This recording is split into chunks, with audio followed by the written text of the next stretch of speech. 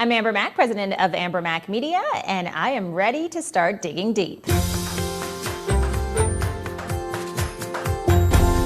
I'm Mark Sutcliffe, and I'm on a quest to learn from the best. Welcome to Digging Deep, presented by Zen Books and Abacus Data.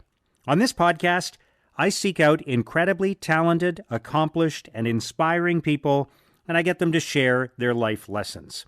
I'm very excited about our guest today, Amber Mack. If you do anything on social media, you know who Amber Mack is. She is an entrepreneur, a television host, a podcaster, best-selling author and blogger, an innovator, and an expert on technology.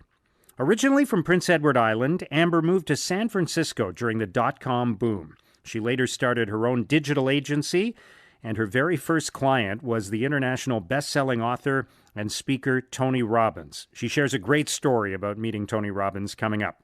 In our conversation, Amber also shares many lessons and stories, including how she practices gratitude, why you should let go of your blueprint, how to keep things lean and profitable, why she abhors long meetings, why there is no such thing as putting out too much content, how small businesses should invest in technology, how we can inspire more women to work in science, technology, and engineering, and much, much more.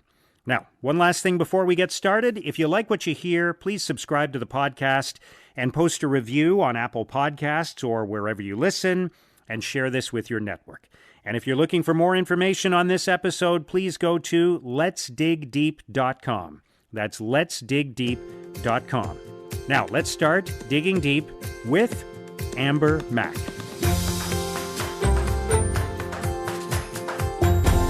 Amber, it's great to welcome you to Digging Deep. I have been following your work and admiring what you do for a long time, and you are such a presence on social media. You have so much knowledge about the technology world.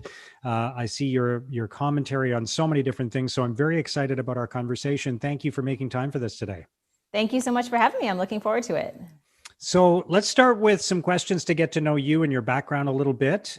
First of all, what would you say is your fondest childhood memory? My fondest childhood memory is probably growing up on Prince Edward Island and being out on the South Shore and digging clams with my family. So that's definitely one of the best memories that I have. Okay. Was that in the red sand that Prince Edward Island is famous for? Absolutely. Out in that red sand at low tide, and you can just see sandbars for miles, and it's just such a relaxing thing to do. And I've been digging clams with my family since I can remember, since I could walk probably. Okay, wow. Who was your hero when you were 10 years old? When I was 10 years old, my hero was probably a fictional character. That would be Anne of Green Gables growing up on PEI. She was such a force there, of course, and she was just this amazing, fierce young lady in the famous book by Ellen Montgomery. Yeah, it sounds obvious, but I also see the appeal to you as that fierceness, that independence. I think she's such a great model, a role model for girls.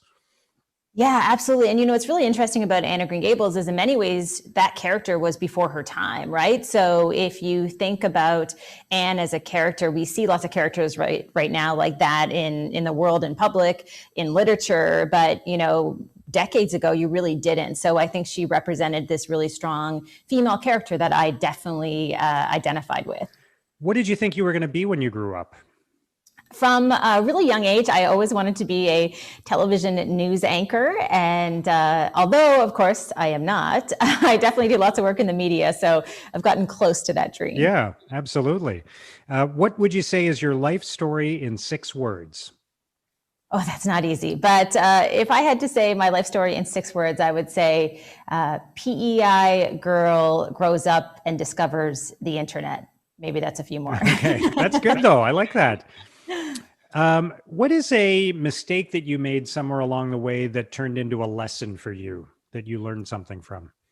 I think honestly, my biggest life lessons were probably in my 20s. Like a lot of people, you think that you know everything, and yet at the same time, you're making mistakes and learning. So I think I made a lot of mistakes then, especially financially. When I was in university, I went out and got, student loans and maxed out on any opportunities to get student loans. And I don't think I really thought about what it would be like owing almost $40,000 when I got out of school. So I think that was a pretty hard lesson that I learned. And fortunately, I was able to pay it off pretty quickly, but it was an awakening in many ways.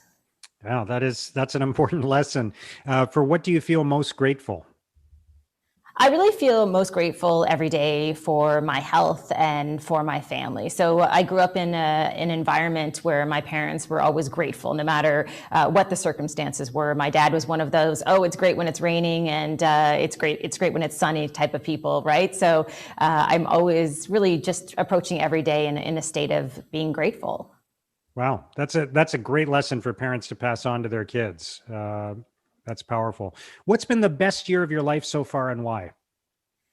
I would say that it's kind of hard to say what the best year of my life is. And I think when you grow up just feeling that you're grateful for every day, every year feels like the best year. And I'm not trying to get out of answering that question.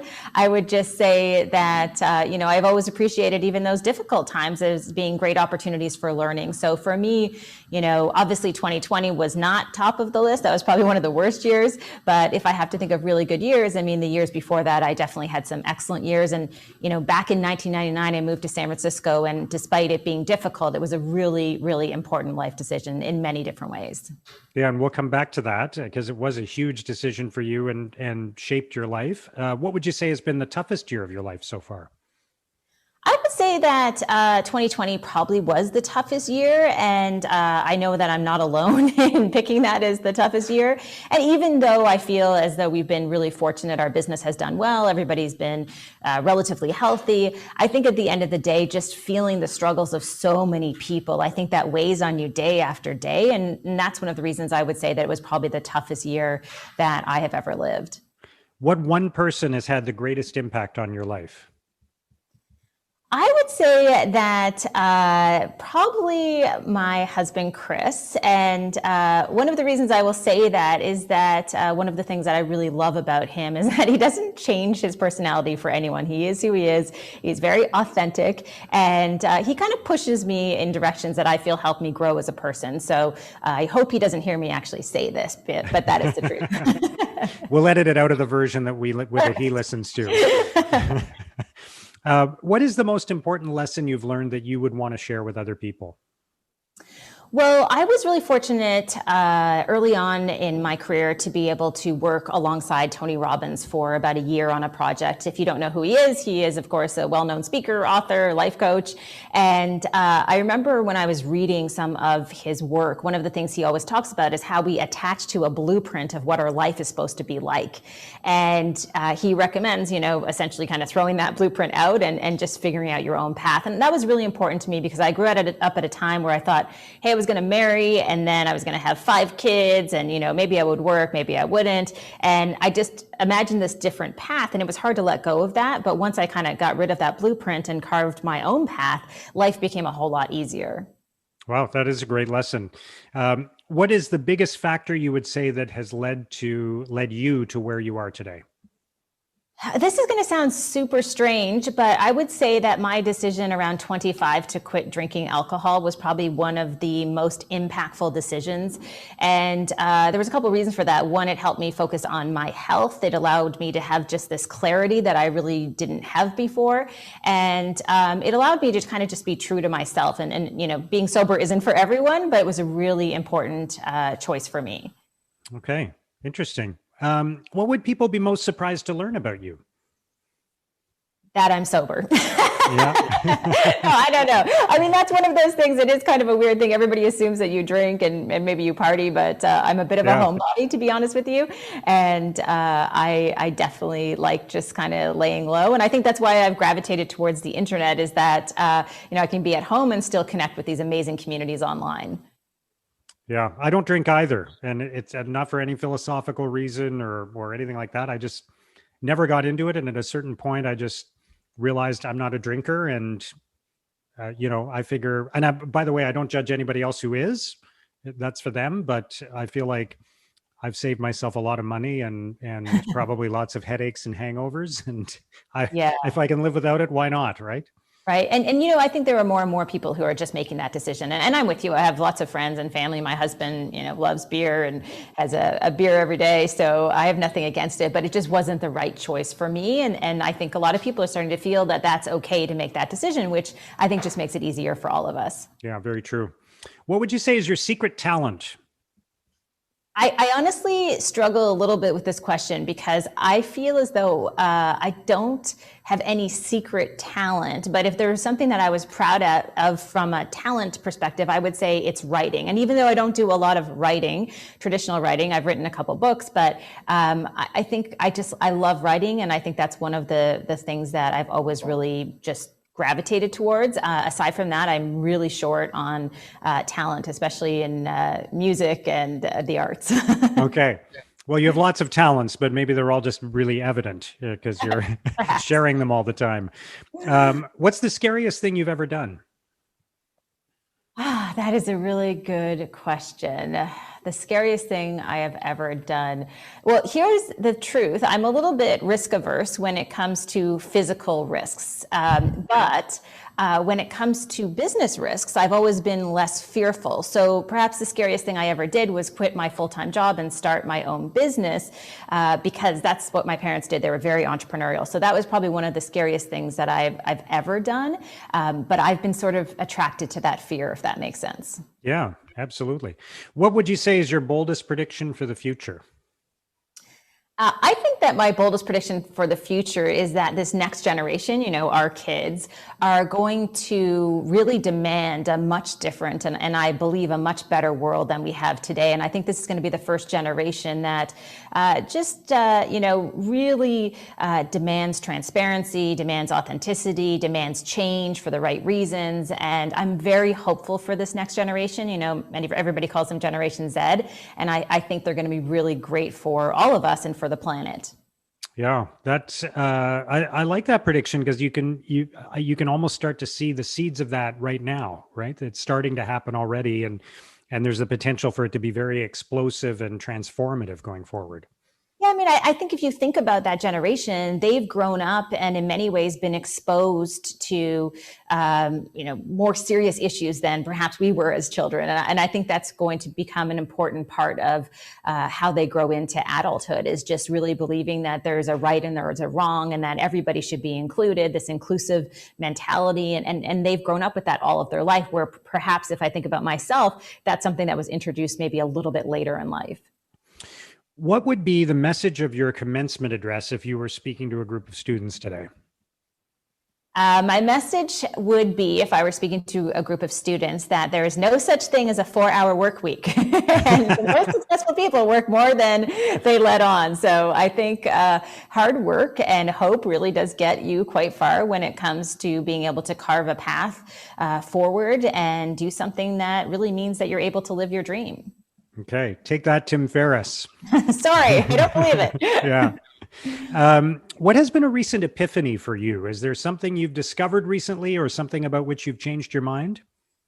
I think one of the things that many of us have experienced, especially after going through 2020 and now being in 2021, is we've had more time to kind of slow down and think. And one of the things that I realized that I was doing is that I was kind of on this hamster wheel in this constant state of just rushing through life. And I think over the past few months, I've really recognized that I hope I can enjoy my work more and, pause and just be more appreciative of what comes my way versus being in this rat race and never having time to appreciate any of that. So if there's something that has come out of the past year or so that has been good, that would be it. Yeah, that's, I think a lot of people are feeling that as a result of everything that's happened in the last year. Like, it's focused everybody's minds for a variety of reasons. Yeah, it really hasn't. And I think also, sometimes we don't have time to think about why we're doing what we're doing and really enjoy it, right? And that's one of the things, you may wake up and think, oh, I have a really busy day, or tomorrow I have this. And, you get into this mentality of sort of dreading this pace of work. And I think I've tried over the past few months to really think, hey, this is what I've always wanted to do, right? And so you wake up with gratitude instead of dread. And I think that really changes your outlook for everything that you do in life. Other than the books you wrote, what book are you most likely to recommend to other people? I do have a few books on the go, but the one that I most recently just finished is called Post-Corona by Scott Galloway. He is a co-host on the Pivot podcast. And if I had to recommend a book for people right now to read, that would probably be it. It's a really, really easy, straightforward read on the crisis of COVID-19, but also the opportunity that potentially will come out of it. Yeah, I'm fascinated to see how the world has been changed by all of this. I expect some things to go back to normal and other things to be permanently altered. And I'm not sure which are which at this point. So it'll be fascinating to see what happens. Yeah, I mean, I think a lot of what he talks about in the book is just this acceleration of all of these things that we knew were going to happen that now are actually happening at a rapid pace. So to me, I think you're right. I don't see much going back to the way it used to be. I think we're going to have some pretty dramatic changes that we're going to kind of have to let sink in, and also recognize that there has been a lot of issues in our society in areas that maybe we didn't have time to pay attention to. I mean, that's another sort of awakening, I think, for a lot of people. All right. Amber, thank you so much for answering all of those questions. We're going to take a short break, and in just a moment, we'll start digging deep with Amber Mack. We're just going to take a quick break so I can tell you a little bit more about the presenting sponsor of Digging Deep, ZenBooks. ZenBooks is Canada's go-to cloud accounting firm. They are not your typical accounting firm. I know the founders, Colin and Eric. I've worked with them for several years. And here's why I think you should consider working with them too. First of all, they bring a fresh, unique, modern approach to what is a very old-fashioned industry. These guys were working remotely and in the cloud long before it became cool. ZenBooks also uses technology to your advantage. I think this is really important. They give you the tools and analysis you need to monitor your business in real time. That's so valuable right now when everything changes so quickly. Yes, they're a virtual accounting firm, but that doesn't mean they're offshore, and it doesn't mean they're inattentive. ZenBooks combines the efficiency and effectiveness of a cloud accounting service with all the benefits that you'd want from a trusted advisor, high-level advice, and strategic support. Now, here's what I think is going to happen if you work with ZenBooks. You'll probably start out taking advantage of their cutting-edge cloud accounting solutions, but in the long run, I think you'll stay with them because of their strategic guidance and problem solving. Among their core values, they specifically list being candid and proactive. Isn't that exactly what you want from a trusted advisor? Look, even if you're already working with an accountant or a bookkeeper, or you have some accounting staff on your team, I think you should still talk to ZenBooks and learn more about their tools and their expertise. Check out ZenBooks at zenbooks.ca. That's zenbooks.ca. Digging Deep is all about helping you make better decisions, and so is Abacus Data. Most leaders struggle to connect with and engage their audiences. Why is that? It's because they aren't sure how they think and feel and how they will react. Abacus Data can give you the strategic insights you need to make better decisions and to make them confidently. Here's a good example. A major national union was recently negotiating a new agreement for its thousands of members. This had the potential to be a very difficult process. There were many competing interests. So they brought in Abacus Data to conduct thorough and detailed research of their members to learn exactly where they stood, what they were thinking, what they wanted. And as a result, they were able to secure a strong new deal that was accepted overwhelmingly in a national vote.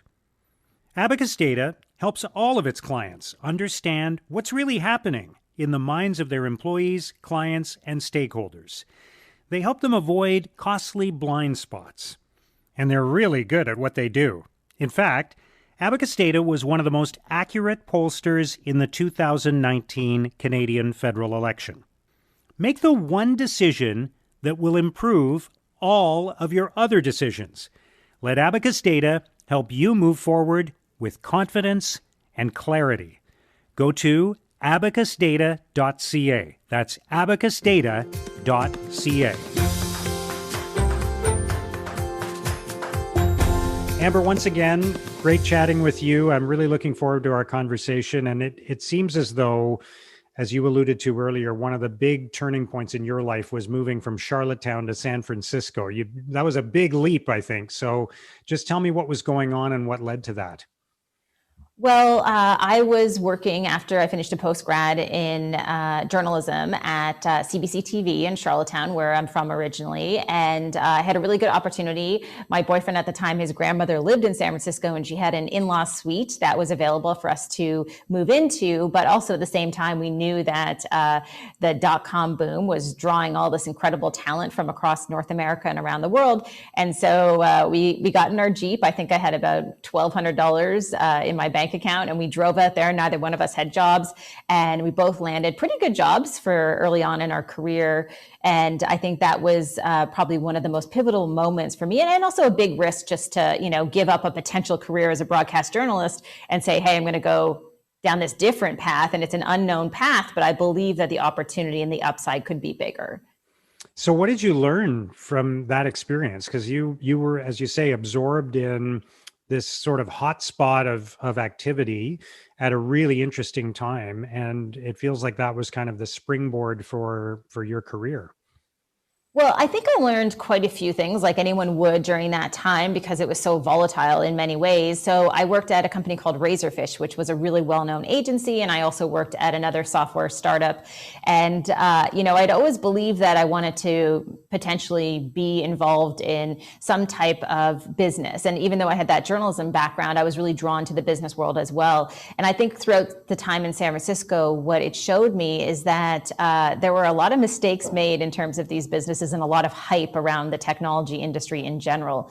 One of the companies I was at, we raised millions of dollars, and it felt like a year later it was all gone. And even at a young age in my early 20s, I wasn't quite sure what they were thinking because it just felt to me like this was play money in some ways. And so the lesson for me was that if you're going to build a business, you sure need something to show for that business. And I also believe that, I probably would be more attracted to the world of small business than going out there and trying to raise money and grow a big business that potentially was kind of a house of cards in some ways. So do you think that sort of steered you down the path you're on now, where you have your own business? I get the sense you keep things pretty lean, and you aren't drawn to that sort of, building kind of an empire or building a multi-million-dollar company that's traded on the stock market, that sort of thing. I think one of the things that I realized is that although I am so happy for people who are successful on a larger scale, there are just too many businesses, I think, that go out and raise money and don't really have the products or services to back them up. So one of the things that I wanted to do with Amber Mack Media, we're a small business, we have fewer than 5 employees and another dozen subcontractors, is that I always believed I didn't want to have any debt. I didn't want to take on investment money. I wanted to keep things really lean. I wanted to be highly profitable, and that felt safe for me. And that's probably due, like you said, to the fact that early in my career, I saw these founders who had raised millions of dollars who had lost it so quickly. And I know how devastating that was. And so for me, I just became a much more cautious entrepreneur. Well, good for you. So what was it that drew you to the technology world and to reporting on technology? I really have to give my mom a little bit of credit because she actually taught word processing when I was in high school. That was, wow. It was not a popular thing. She taught night school, and she was always really good with computers, and it just kind of fascinated me. She was very comfortable, and she still is. She's 77 and just very comfortable. And if she doesn't know how to do something, she just Googles it and figures out how to do it. So I think one of the things that attracted me to that space was that I grew up with a mom who wasn't afraid of getting in front of a computer and figuring out how it worked. And you can only imagine how powerful that was at a time where most of the people you saw in front of computers were not women. And so I was attracted and believed that this was a path that I could go down, and eventually saw it, as an opportunity. And being a woman in that space was an advantage. There just weren't that many, especially early on when I started. So a couple things about that. First of all, what do you think we can do to inspire more girls to study, the STEM world, to study computers, to become computer engineers, to be interested in this space? Well, I think we still have a lot of work to do when it comes to getting young girls into the STEM space. And I think more and more people are starting to recognize that it's not just STEM, but STEAM as well. So to include the arts is also important. And I would just say that not only is it key that we see women in these roles that maybe aren't traditional in many ways, but also that young girls recognize that it doesn't mean that you have to necessarily be an engineer or a coder. There are lots of opportunities in the technology industry for designers, for communicators. That's what I would consider myself, as a communicator who has built a business based on communicating how technology works to people. So there are many, many different roles. And I think it's a matter of us, we really have to stop thinking about technology as that coder, right? Like, oh, kids have to learn to program. Critical thinking is a big part of that. And there are many other opportunities beyond just that traditional role of a programmer. Yeah, I think that's a great point. But what about your own interest in it and aptitude for it? Because obviously you've learned a lot about technology. You've developed an expertise that you're able to communicate from that basis. And what do you think set you up to be able to do that? Well, I think a lot of people stop learning in their careers, right? They believe that, okay, because I wasn't trained to do something or I didn't go to school for something, then I can't possibly do that. I have never really set those boundaries for myself. Even now, I believe that I can learn not everything, but a lot of different things. And so when I worked out in San Francisco, even though I had a journalism degree and undergrad in English, I actually started working as an information architect. So kind of designing the structure of websites. And then eventually I did some really basic coding and I kind of learned how coding worked. Like I said, I was never a coder and I don't think everybody has to be, but it's important to understand kind of those fundamentals. And if I had to just give advice to anyone who is thinking about going into any industry, is that you really have to believe that you can learn anything if you put your mind to it and you put in the hours and you put in the time. So that's one of the things that I've never been afraid of. And I think if we look to the future, as far as the future of work, all we're seeing is that embracing kind of this learn it all culture, as has been described by many executives, is really critical for the future, because it won't be that you can just have kind of one skill set that will allow you to live and work for decades. I think we're all going to have a variety of different skills, especially in the future. And you obviously take on many different roles, and that's one of the things that people are, I think, notice about you and admire about you. You're I don't know if multitasking is the right word to describe it, but you take on a lot of different things. You sort of have several jobs at the same time. So tell me about that. What is there something about that appeals to you, that to be able to do a bunch of different things at once?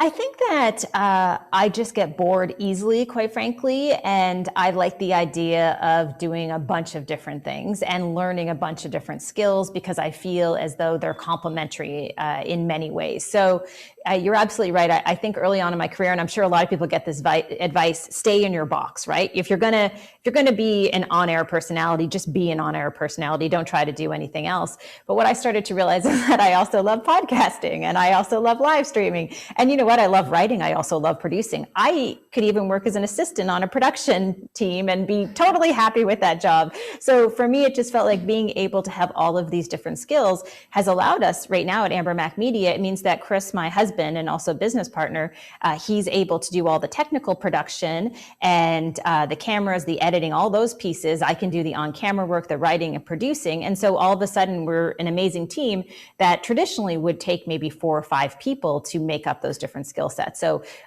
it's led to us being a more profitable business, but also it's just that having that diversity of different things that we're able to do just keeps things interesting.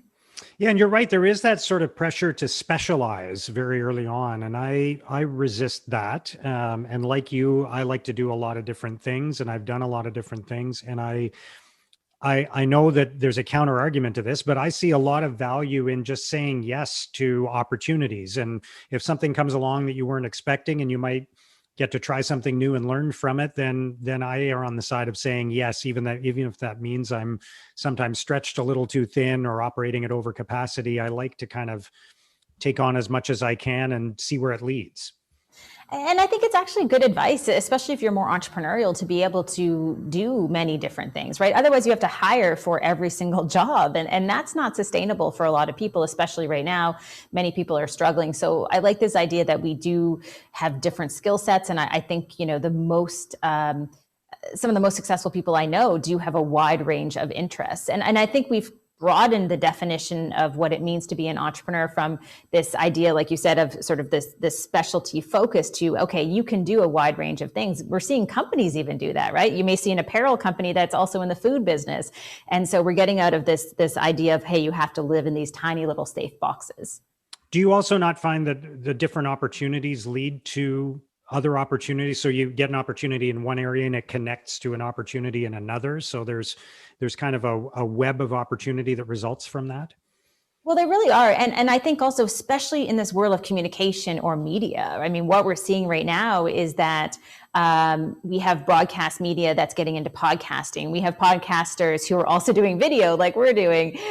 You have live streamers who are also doing short form content on TikTok. So I feel as though the media world, although it used to be much more siloed, what we're seeing right now is that collapse of those walls and everybody trying to serve up content in different ways on different platforms. And it becomes, I think, in many ways, just more of an asset to be able to understand how each of those platforms work and how to create content in different and meaningful ways. So I do think it's something that we're going to continue to see. And it always amazes me when you work with someone and you realize they only have one skill and you're part of the group and you think to yourself, how did you survive for so long with just that one skill set? And then you think, oh, you worked in a big company for a long time, because I think that actually breeds that kind of culture where you're not learning new things, unfortunately. Yeah. So how do you manage your time? And because you do a lot, and a lot of what you do is you producing content.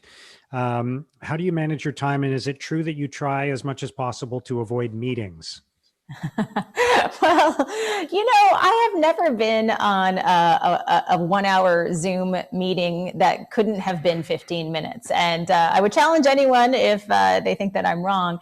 I just find that so often some of our meetings end up being not all that productive. And I just kind of want to get to the point. That's one part of it. The second part of it, when it comes to managing my time, because I do have an 11-year-old at home, and I know many people who are listening also have kids, I'm trying to prioritize him all the time. So if it means that I can only have a 15-minute call because right now I'm helping him with virtual school, then that's just the world that we're going to have to play in, right? So it's a matter of prioritizing my day. So I just make lists at the beginning of the day, try to do as much as I can, but I try not to waste time unnecessarily. And I know everybody's trying to do that, but also be conscious of other people's time too when it comes to meetings. We have employees, and I tell them all the time, I don't expect them to get on 1 hour long calls with me. And I'm very conscious when I want to talk to them, hey, is now a good time? Do you have 5 minutes? And I keep it to that 5 minutes. So time is the one thing we're never going to get more of. So it's probably the most important resource we have. So do you start the day with a list and just start working your way down it? I really do. So I just basically write down all my priorities for the day on a list, and I check them off. And I don't do that because I want to do that. I just find if I don't do that, I'm too overwhelmed. And I think we've all gone through this where someone else's priority becomes your priority very quickly if you don't have your own priorities in mind. So if I have my 5 or 10 things that I have to do and I stick with them, then I'm not as easily distracted. To layer on to that, we're also in this world of social media. We just never know what request is going to come through, what platform. And so there's just so many distractions. So I kind of have to have my list. Recently, I just got my husband to buy me this little book where I can keep a list. I can keep what I'm grateful for every day and just some other items all in one place. And I just try to stick to that a little bit. Okay. Let's talk about podcasting, because you're a pioneer in this space. I think you started podcasting in something like 2006. Is that right? Yes, it was many, many years ago. And we did a video podcast called Command N. And then I worked a lot with Leo Laporte on a couple of audio podcasts as part of his Twit network. So we were just kind of learning like everybody else at that time. And we were just a bit early to the popularity of podcasting. Yeah, you were ahead of your time. So what have you learned about podcasting over the years? That's 15 years now. And what could you share about kind of best practices? Because now of course, and here I am with my podcast, but I mean, everybody seems to be getting into this space. There really are so many great opportunities for podcasts. And I believe in the format more now than ever, because I think what's happened in the mainstream media world, and I still work in that world, so I'm not trying to insult the work that they're doing, but I do believe that they don't have as much ability to do in-depth content. And I think that's where podcasting has really filled that void, is that we can have long conversations like this. We can dive into a topic. And I think if I've learned anything over the years, it's that the more niche the podcast in some ways, where you know exactly kind of the audience you're trying to go after, I think that's the easiest way to start out in podcasting versus having these broad podcasts, because I think it's more difficult to get a larger audience. And the second piece of that, I think, is just the storytelling piece, right? And being able to kind of weave a story together through your podcast and having really authentic, organic conversations. I think it's a totally different medium than anything else that we listen to or we see on TV. There's so much more power in this platform in many ways. And I love listening to podcasts just as much as making them as well. Yeah, I agree. I think it's really amazing that there are all these great podcasts, great forms of content that are going out, the storytelling, these in-depth interviews, those kinds of things that had no place before, right? There just wasn't room for that. The average interview on television or radio would be 5 minutes, 6 minutes, something like that, or it would be shortened down to a 30-second clip, right? And now there's just all this rich content that's out there.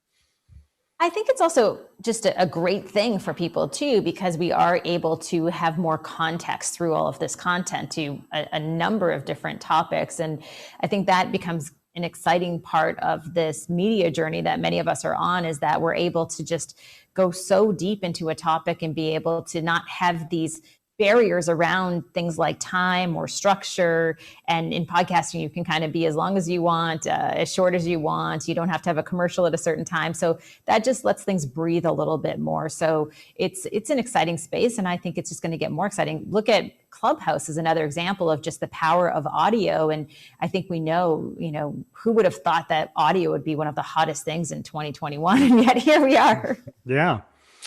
What about growing your audience and growing your following? Because obviously you've done really well. You have a huge following on social media. It's an international audience. So what advice do you have for people about that? I think, honestly, it takes a lot more time to grow your audience than people let on. And I also think people are fearful of repeating themselves on social media. They think, okay, I posted this podcast episode once, I'm not going to post it again. And I'll just tell a super quick story. I remember early on, I interviewed Guy Kawasaki many, many years ago when Twitter first became popular. And I asked Guy, if you don't know him, he's a best-selling author and speaker. And I said to him, I noticed that you tweet out the same thing 5 or 6 times. Don't you lose people by doing that? And he said, and Amber, he said, for every one person I lose, I get 10 more followers, because not everybody's online at the same time and seeing your content. So that's one thing I think we all have to remember in the social media space, is that don't just put out one piece of content and then be upset that it didn't get traction. Schedule it to go out a few times at different time frames to attract different audiences, mix up the post, take different clips and put them out at different times. I think you really have to play around with what's going to work. And I've never met anyone where I thought, you're just putting out too much content. Usually it's the opposite, in my opinion. They're just not putting it out enough. Yeah, that's a great point. But there is that feeling, and I know it's the same way even within organizations. You feel like, if I told the team once, kind of what our values are or what our objectives are, I don't need to mention it again. But in fact, you need to keep, it's almost like advertising. People don't get the message until they've seen it multiple times, right? I think that's absolutely right. I think that you do have to really put it out a few times. And I think that you maybe overestimate how much attention people are paying to your one specific account. And in the big picture, obviously, many people are following hundreds, if not thousands of people. So you can't expect that they're going to see everything that you put out there. So one of the things I've learned is it's kind of a nonstop job in some ways. I'm always on social media all weekend long. I have 2 people who help me with populating some of the content. And so it's a lot more effort than I think people realize. And I've been at it for a long time as well. And my growth now in social media is just, it's kind of trickling along versus in the early years, it was easy to get to 100,000. Now, every 1,000 is a lot more work. And that's just due to the nature of everybody being in all these different spaces. Yeah. So you also seem to be an expert at building partnerships and collaborating. Can you talk a little bit about that? How you approach that? Because that seems to be one of the strengths of your business.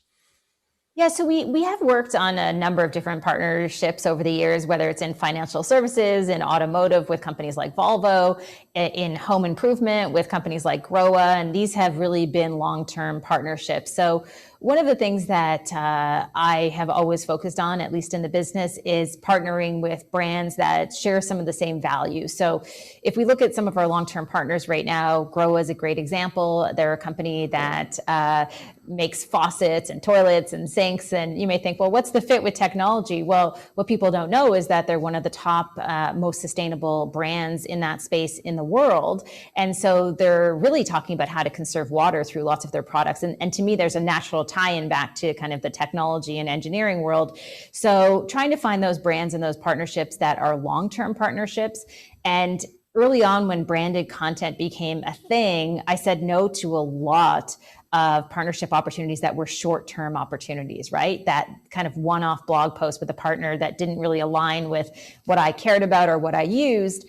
And I think that's really important as well. And also approaching brands that you actually use. We work with Volvo, but we also bought a Volvo 2 years ago, flat out, and because we love the brand so much. And that, that may mean that I can't work with any other automotive company, but I truly believe in the Volvo brand and happy to work with them. So, going into long-term partnerships versus these short-term partnerships is key. And then at the beginning of last year, we actually hired a full-time account director who had brought a whole bunch of her contacts to the table. And now we have even more partnerships in the works. So it's exciting to be able to actually hire someone to start to help fulfill that role, because as you know, sales is a full-time job, right? And it's hard to be a content creator on air and doing sales. So she has really helped our business as well.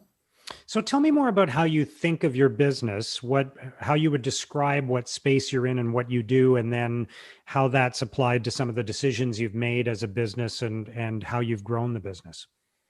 I think that is an excellent question, and I don't have a perfect answer for that. The only thing that I do know that I think at the core of what we do is we create social video content. That is probably the kind of bulk of our business, is creating social video, whether it's through podcasting or live streams or branded content series. And then on the other side of that, because I also do a lot of speaking underneath the umbrella of the business, I think the second part is that we also help to really demystify all types of emerging technologies. So that may mean everything from artificial intelligence to smart home tech. And so our role is just making it easy for people to understand. Now, fortunately, what's happened over the years in our business is that technology has not just simply been this kind of niche that we were filling on the side. Technology has become everything. So politics and technology, there are synergies there, automotive and technology. There are so many examples of how technology is everywhere. So it has only helped, I think, to fuel and grow our business over the years. Yeah. And on that subject, where do you see technology going in the future? You're so close to it. And I know these things are sometimes hard to predict, but what would you tell people about how it's going to evolve and continue to affect our lives more and more?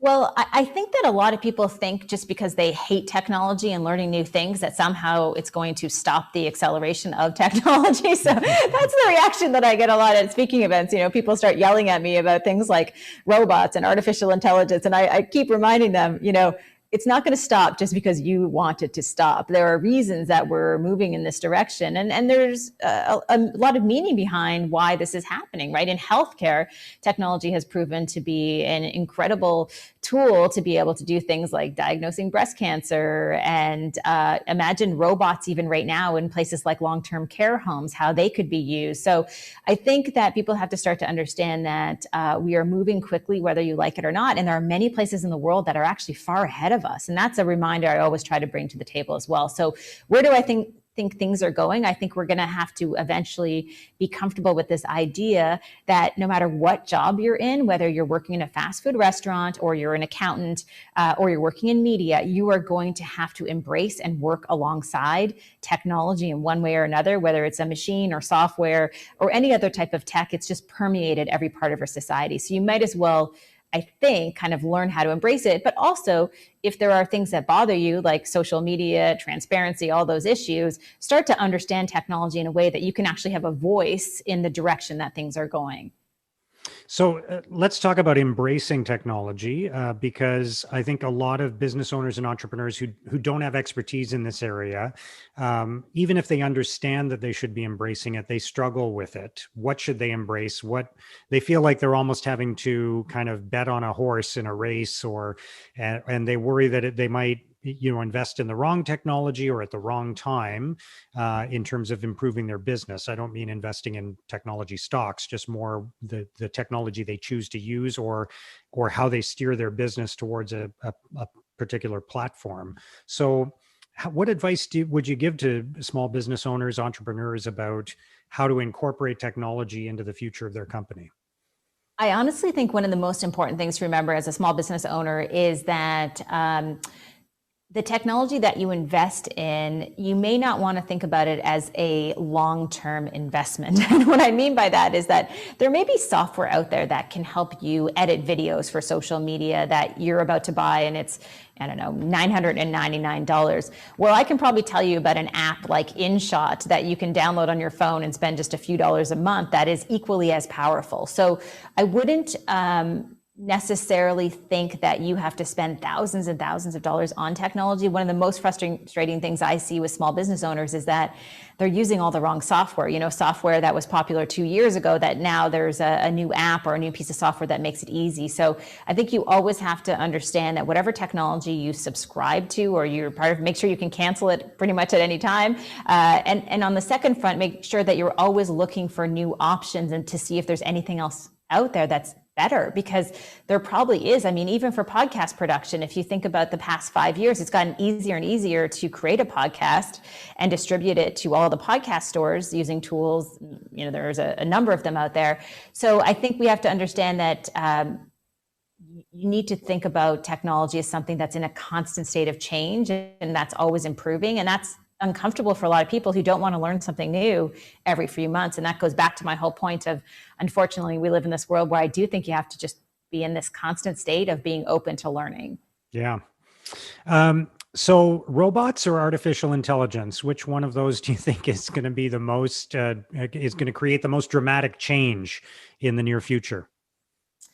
I have done quite a bit of speaking and a podcast series on artificial intelligence. So I would probably say, I think in the near future, the emerging tech that's going to have the biggest impact on us will probably be AI, and it probably already is, whether you know it or not. You may not realize that there's AI in your phone, in your smart speaker, in lots of tools that we're using on a daily basis. So I think AI will probably have the biggest impact if it hasn't already.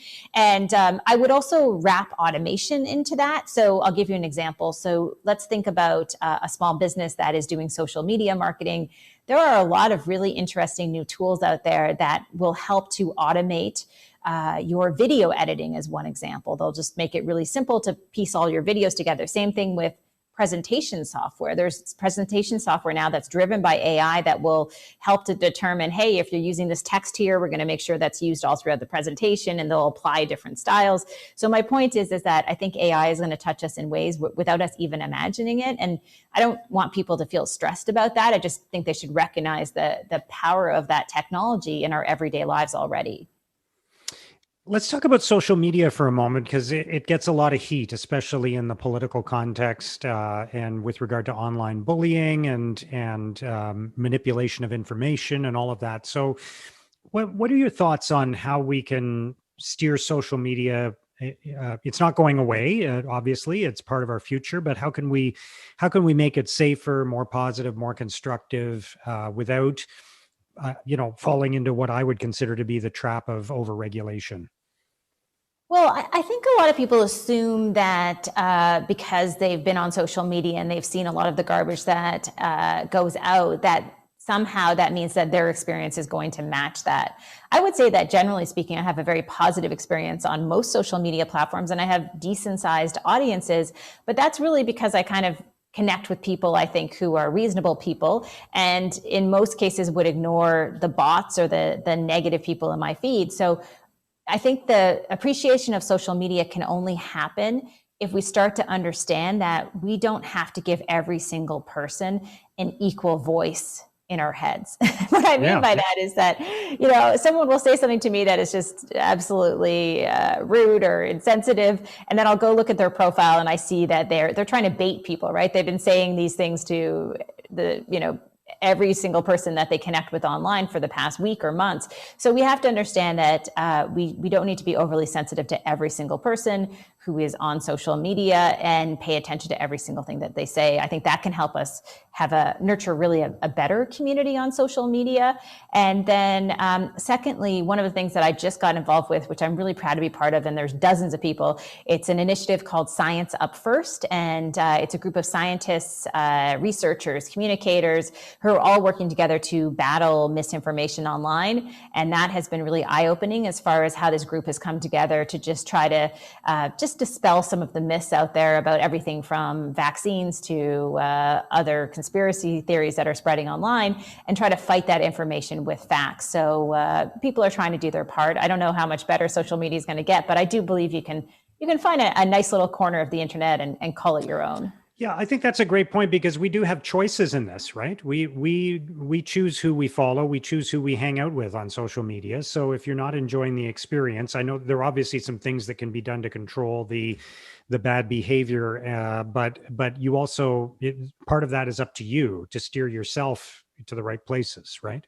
And not everything needs a reaction, right? If someone says something, I had someone say something to me the other day. They were extremely rude. I don't get this all the time, but this individual just went on the attack with me, and it was kind of tweet after tweet after tweet. And, I could have sat there and argued with him for the whole day, probably. But at a certain point, I'm just thinking to myself, like, I have no idea who you are. You're obviously having a bad day. And I just don't need to waste any more time on this, right? So we have to also appreciate that it's okay to ignore people. Usually people are trying to get attention on social media. And like you said, cultivate your own community. And it can be a great thing. I love Twitter. I mean, I hate to say that because most people don't, but I actually do love Twitter. It's one of my favorite pastimes, despite all the ugliness of it. Yeah. And that's because you choose to spend your time on Twitter in conversations that you enjoy, right? So it's up to you. Yeah, I think you're right. And also, listen, if I were someone who was a political analyst and I was usually using social media, I'd have a way different experience, right? And it would be a lot uglier in many ways. But again, I think you just create whatever community you want, and you have to learn to ignore some of the hateful content and just let it pass you by, right? Not everything deserves a response. We just have to remember that. All right. Just a couple final questions, Amber, from things arising from what you've already talked about. I'm curious about your relationship with Tony Robbins that you mentioned earlier. Can you talk about how that came about? Yeah, so this is a really fun story. I was working as a daily tech news reporter at City TV in Toronto, and I got an email from someone who was working with Tony Robbins who said that he was interested in learning more about social media and social networking. Somehow they tracked me down and said, hey, we heard you're the person to talk to, because there weren't a lot of people in this space. They said, Tony's coming to town and he would like to meet with you. But the only time he has to meet with you is on his flight between Toronto and London, Ontario, where he's going to speak. So you're going to have to fly with him there and have your meeting on the plane, and then we'll arrange for you to get back. So this was just an insane opportunity. And funny thing, I don't love to fly, so I was a little bit terrified on the flight on his plane. And of course, it was not a small plane; it was a beautiful jet. And I was sitting with him, the first time meeting Tony Robbins, and I was just sweating and nervous and trying to play it cool. And I'm kind of holding on thinking, oh my God, this is going to be the end of my life. Like, I'm terrified in this plane. And I was very uncomfortable, but I thought I was doing a great job faking it. And then we landed after our short little meeting. And I said, listen, I'm sorry. I feel like I wasn't myself. I'm afraid to fly. And he looked at me and he goes, no shit. I was like, of course, you can't fool Tony Robbins. What was I thinking? So, and then we did some work with him and did a little bit of traveling to his events and kind of help advise him on the social media front. And obviously he's successful in everything that he does. And he's actually a great person if people are interested in the future of virtual events. He's doing some really cool work right now in the virtual event space, and his pivot has been incredible to watch. So he's doing the kind of event that he would normally be doing in person, but doing it online instead and making a success of that? Yeah, absolutely. It's been fascinating. I mean, everybody knows Tony Robbins going to these massive venues and having thousands and thousands of people. Well, now he's basically built a studio, I believe, in his basement in his home in Florida. And he does these virtual events with people all over the world with all of the latest technology. And, he's doing a great job. So it's worth just watching him to understand the future events, because he's just, every time he does an event, he's kind of pushing the boundaries of what's possible. And I think it's really interesting because we have a long way to go in terms of making virtual events successful in many ways. Yeah, very true. I want to come back to gratitude. You mentioned that you learned that from your parents, from your father in particular. You also said your husband gave you a book that you can write in every day what you're grateful for. So obviously it plays a big role in your life. Can you talk a little more about that? I think it sounds so cliche when you say that gratitude is one of your driving forces. I just hate it even coming out of my mouth. But I do. It doesn't sound that way to me. Like, okay. I think it's great, and I think more people should do it. So yeah, I'm really interested to hear. I remember, for example, somebody saying to me, I can't remember what the context was, but imagine if somebody paid you to go out and pick 3 things in the world that were really beautiful and write about them. How cool a job that would be and how good you would feel about the world because that's what you were doing every day. Well, why don't you just kind of hire yourself to do that, right? And have that outlook and have that feeling. You don't need to do it for the money. You can do it just because it creates positive energy for yourself. Yeah, and I don't know how you teach people that, and I don't want to be naive in thinking that you can. I just will say that I definitely grew up in an environment where nobody walked around feeling sorry for themselves when something bad happened. If your house flooded, you just cleaned it up. You didn't mope around all day. If your business went bankrupt, you just dealt with, what you had to deal with, and you had yard sales to sell money and try to pay off your debt. Like, there was no moping in my house about anything. It was always this environment where I felt people were just grateful. You knew you were loved and you were supported, and you really didn't need much more than that. And yet, I think, my brother and I were always driven in terms of wanting to be successful. But at the end of the day, we always knew that that success wasn't necessarily about material things, but it was just about, hey, kind of pushing yourself, because we kind of lived in this state of always being grateful. So I think it stems a lot from my parents growing up, where they were, they didn't always have a lot, and they were just always very thankful for what they had. And then I think the second thing is, like, I truly believe that, like, now that I have this little journal where I write what I'm grateful for, I realize that I'm grateful for everything. Like, I could say, the problem is it only has one line. So when I sit and I look at it and it says, what are you grateful for? I could be like, hot tea. Oh my gosh, I love hot tea in the morning, right? Oh, my dog is amazing. My kids, like, I need a much bigger book to really explain on a daily basis. So I don't know how you transfer that to other people, but I just know that that's honestly the state that I'm in. Like, it's not like bad things haven't happened to me, knock on wood, hopefully there's not too many more. But I've always just felt as though if I had my family and my friends and they were healthy, everything is fixable. And I've just always believed that. Wow. What a great message. That's the perfect place to end. And if you feel like you don't have enough space to write down the things you're grateful for, that says, number one, that life is good, and that number two, you have a great outlook. And I really appreciate that. Amber, I've learned so much from you, just from following all of your content, but especially in this conversation. I'm really grateful for your time and for everything you've shared today. Thank you. Thanks so much for having me.